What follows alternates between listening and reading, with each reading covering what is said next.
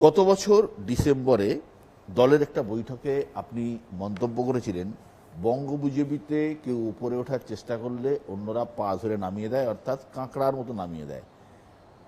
কে আপনার পা ধরে নিচে নামানোর চেষ্টা করছিল? দেখুন, বাঙালি তো আমরা আসলে না। তো বাঙালির তো বলাই হয় সর্বশ্রেষ্ঠ অস্ত্র হচ্ছে কাঠি। বাঙালির হাতে কাঠি থাকে, দেবী দুর্গার হাতে ত্রিশূল থাকে, 10 হাতে 10 অস্ত্র থাকে।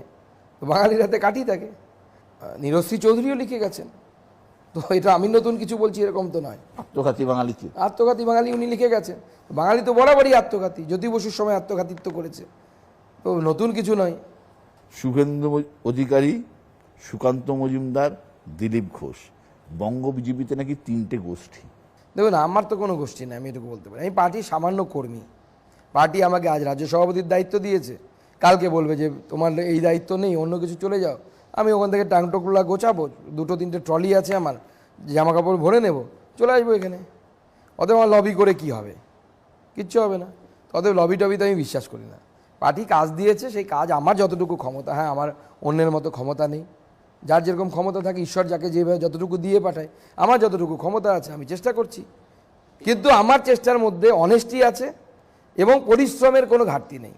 এই এই এই বেসিকটা, এই এই মানে বোধটা আছে, যেহেতু আপনি আরএসএস থেকে উঠে এসেছেন বলে। দেখুন, আরএসএসের যে শাখার সাথে আমার দৈনন্দিন একসময় যাওয়ার বিষয় ছিল, সেখান থেকে অবভিয়াসলি এটা তো আমাদের ওখানেই আমরা এটা শিখি, যে আমাদেরকে শেখানো হয় যে দেশ আগে।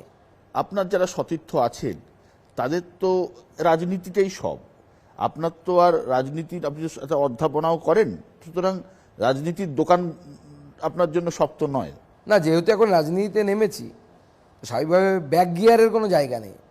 আমাকে রাজনীতিই করতে হবে, কিন্তু রাজনীতি করতে হবে মানে সবসময় ক্ষমতার চেয়ারে বসেই রাজনীতি করতে হবে, আমি সেটা বিশ্বাস করি না। আমি আজ এখানে আছি, কালকে অন্য কেউ হবে, আগামী দিনে অন্য কেউ হবে, এটাই ভবিতব্য। এটা খুব ভালো কথা বললেন, চেয়ার পার্মানেন্ট নয়। সুতরাং এই যে 42 জন প্রার্থী আপনারা দিয়েছেন বা দিচ্ছেন, এখনো একটা দূর বাকি আছে, আপনার পছন্দের কতজন আর অন্যদের পছন্দের কতজন? সবাই আমার পছন্দের, অপছন্দের কেউ নেই। দেখুন, আমাদের পার্টিতে নিয়ম হচ্ছে আমরা বোর্ডে বসি, কেউ একজন মত দেন রামকে চায়, আমি হয়তো বললাম শ্যামকে চাই, কেউ হয়তো বললো না যদুকে চাই, কেউ একজন বললো মধুকে চায়। কিন্তু যখন একবার পার্টি ডিসিশন নিয়ে নেয় যে রাম এখানকার ক্যান্ডিডেট, তো রাম সবার ক্যান্ডিডেট। শ্যামকে ডিসিশন এলে শ্যাম সবার ক্যান্ডিডেট। তো পার্টি যখন সিদ্ধান্ত নিয়েছে, পার্টি কোনো একজন ব্যক্তি নয়, পার্টি মানে একটা টিম। আমি রাজ্য সভাপতি, কিন্তু সব ক্ষমতা, সব সিদ্ধান্ত নেওয়ার অধিকারী আমি নই। আমাদের বিজেপিতে ওইভাবে কাজ হয় না।